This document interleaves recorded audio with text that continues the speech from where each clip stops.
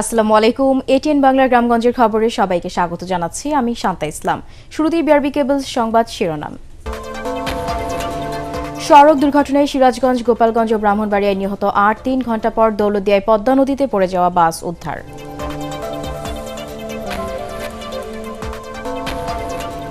নওগাঁ, লালমনিরহাট ও পঞ্চগড় সীমান্তে আবারও ৬০ জনকে পুশিনের চেষ্টা বিএসএফের, বিজিবি সহ স্থানীয়দের প্রতিরোধ।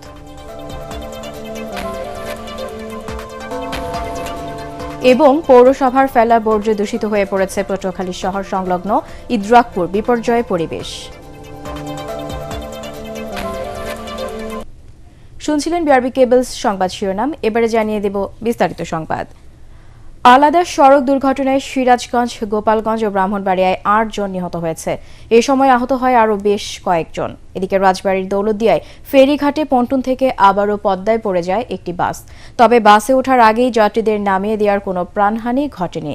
ঘটনার পরপরই চালক ও তার সহকারী সহ ৩ জনকে জীবিত উদ্ধার করা হয়। প্রায় ৩ ঘণ্টা পর নদী থেকে ওপরে তুলে আনা হয় বাসটি। প্রতিনিধিদের তথ্যছবিতে জানাচ্ছেন মাসুদ রানা। রাজবাড়ী দৌলতদিয়া ফেরিঘাটে আবারও এক দুর্ঘটনা পুনরাবৃত্তি ঘটেছে। নিয়ন্ত্রণ হারিয়ে এসবি নামে একটি যাত্রীবাহী বাস পদ্মা নদীতে তলিয়ে যায়। এ নিয়ে এলাকায় তীব্র চাঞ্চল্য ও আতঙ্কের সৃষ্টি হয়। তবে স্বস্তির বিষয় হলো এই ঘটনায় কোনো প্রাণহানি হয়নি। চালক ও সহকারী সহ ৩ জনকে উদ্ধার করা হয়। ঘটনার প্রায় ৩ ঘন্টার পর নদী থেকে উপরে তুলে আনা হয় বাসটিকে। বাসের ভিতরে কোনো যাত্রী ছিল না। তারপরেও আমরা আমাদের যে ডুবুরির দল চেষ্টা করতেছে বাসের ভিতরে আরও তল্লাশি করে দেখার জন্য। এদিকে পিকআপ ভ্যানের ধাক্কায় মা ছেলে সহ অটোরিকশা ৩ যাত্রী নিহত হয়েছে ব্রাহ্মণবাড়িয়ায়। এই ঘটনায় আহত জ্যোৎস্নার স্বামী কাউসার ও তার মেয়ে আদিবাকে উন্নত চিকিৎসার জন্য ঢাকা মেডিকেলে পাঠানো হয়েছে। ওনাকে পিছন থেকে ডাইরেক্ট মেরে দিচ্ছে, সামনে বড় রয়েছে, অনেক দূরে হিট করে অনেকে আঘাত করা হয়েছে। একবারে গাড়ি একবার তছনছ হয়ে গেছে। সিরাজগঞ্জে বেলকুচি মেগুল্লাই যাত্রীবাহী বাস চাপায় অটো ভ্যানের চালক সহ ৩ যাত্রী নিহত হয়েছে। পুলিশ জানায় বেলকুচি আঞ্চলিক মহাসড়কের মুকুন্দি গাতি গ্রামে একটি ভ্যানের এক্সেল ভেঙে সড়কের উপর পড়ে যায়। এ সময় বিপরীতমুখী একটি বাস ভ্যানটির উপরে উঠে গেলে ঘটনাস্থলে ভ্যানের চালক সহ ৩ যাত্রী মারা যায়। বাসটিও নিয়ন্ত্রণ হারিয়ে রাস্তার পাশে গাছের সাথে আটকে যায়। এতে বাসের অন্তত ১০ যাত্রী আহত হয়। অন্যদিকে গোপালগঞ্জের মকসুদপুরের রাগদিয়া এলাকায় ২টি যাত্রীবাহী বাসের সংঘর্ষে ২ জন নিহত হয়েছেন। এই ঘটনায় আহত হয় অন্তত আরও ২৫ জন। মাসুদ রানা, এটিএন বাংলা। নওগাঁর সাপাহার উপজেলার হাপানিয়া সীমান্ত এলাকা দিয়ে নারী, পুরুষ এবং শিশুসহ ১৭ জনকে পুশিনের চেষ্টা চালিয়েছে ভারতীয় সীমান্তরক্ষী বাহিনী বিএসএফ। তবে বিজিবির তাৎক্ষণিক তৎপরতায় তারা বাংলাদেশে প্রবেশ করতে পারেনি। তাদের মধ্যে ৬ জন পুরুষ, ৬ জন নারী এবং ৫ জন শিশু রয়েছে।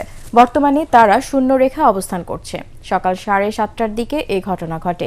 এদিকে লালমনিরহাটের পৃথক ৩টি সীমান্তে পুশিনের জন্য ৩৩ জনকে জড়ো করেছে বিএসএফ। শুক্রবার মধ্যরাত থেকে জেলার পাটগ্রাম উপজেলার শ্রীরাম সীমান্তে হাতিবান্ধার বড়খাতা এবং আদিতমারির দীঘলটারি সীমান্তে তাদেরকে পুশিনের চেষ্টা করা হয়। এইসব ঘটনায় সতর্ক অবস্থানে রয়েছে বিজিবি।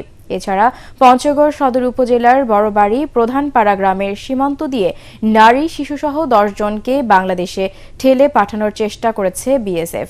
বিজিবি ও স্থানীয়দের বাধায় তাদেরকে এখন শূন্যরেখায় বসিয়ে রাখা হয়েছে। দেশের গণমাধ্যমে সংবাদ প্রচারে কোনো ধরনের বাধা দেওয়া হচ্ছে না বলে জানিয়েছেন তথ্য ও সম্প্রচার প্রতিমন্ত্রী ইয়াসের খান চৌধুরী। চট্টগ্রাম প্রেসক্লাব ভবনে চট্টগ্রাম মেট্রোপলিটন সাংবাদিক ইউনিয়ন সিএমইউজে কার্যালয়ে উদ্বোধনী অনুষ্ঠানে তিনি একথা জানান। বাংলাদেশে গণতন্ত্র প্রতিষ্ঠা ও তা শক্তিশালী করার ক্ষেত্রে সংবাদ মাধ্যম ও সাংবাদিকরা সবসময় অপরিহার্য ভূমিকা পালন করে আসছেন বলেও মন্তব্য করেন তিনি।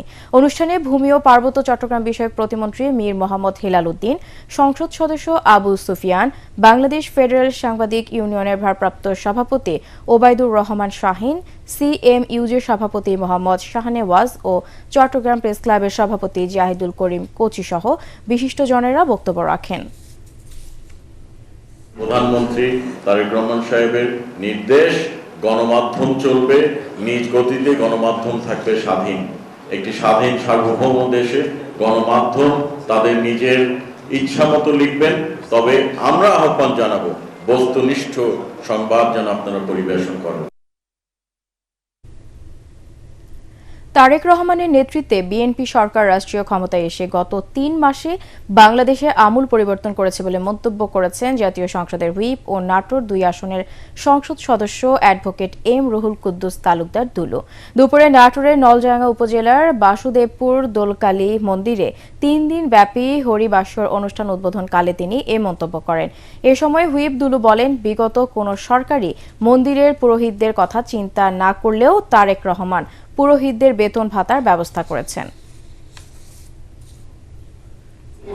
বাংলাদেশের স্বাধীনতার পরে অনেক সরকার এসেছে, অনেক সরকার গেছে, অনেক সরকার বিদায় নিয়েছে, কিন্তু একমাত্র তারেক রহমান সরকার এই ৩ মাসে বাংলাদেশের মানুষের আমূল পরিবর্তন করে দিয়েছে। বিশ্ব পরিবেশ দিবস আজ। এদিন যখন পরিবেশ রক্ষার নানা প্রতিশ্রুতির কথা বলা হচ্ছে, তখন পটুয়াখালীর একটি গ্রামের মানুষ লড়ছে ঠিক উল্টো এক বাস্তবতার সঙ্গে। পৌরসভার বর্জ্য ফেলার কারণে দূষিত হয়ে পড়েছে বাতাস, পানি ও জনজীবন। এর প্রভাব পড়ছে শিশুদের শিক্ষা ও মানুষের স্বাস্থ্যের উপরও। পটুয়াখালী থেকে মোস্তাফিজুর রহমানের রিপোর্ট, জানাচ্ছেন জাহিদুল আলম। একসময় এখানে ছিল স্বচ্ছ পানি, পুকুরে ছিল মাছ, চারপাশে ছিল নির্মল পরিবেশ। কিন্তু পটুয়াখালীর লোহালিয়া ইউনিয়নের ইদ্রাকপুর গ্রাম পরিণত হয়েছে বর্জ্যের স্তূপে। স্থানীয়রা জানান, পটুয়াখালী পৌরসভার ফেলা ময়লা আবর্জনার দুর্গন্ধে গ্রামের বাতাস ভারী হয়ে উঠেছে। ময়লা পানি মিশেছে খাল, বিল, পুকুরের পানিতে। এতে পরিবেশ বিপর্যয়ের সাথে সাথে হুমকির মুখে পড়েছে জনস্বাস্থ্য। দীর্ঘদিন ধরে সমস্যার কথা জানানো হলেও কার্যকর কোনো সমাধান হয়নি বলে অভিযোগ এলাকাবাসীর। দুর্গন্ধে মানুষ বসবাস অনুপযোগী হয়ে পড়ছে এবং দিন দিন বিভিন্ন রোগে আক্রান্ত হচ্ছে। জায়গায় ময়লা আবর্জনা অনেক বন্ধ হচ্ছে, যেটা থাকার মতো পরিবেশ না। ছেলেপান বিভিন্ন রোগে আক্রান্ত হচ্ছে।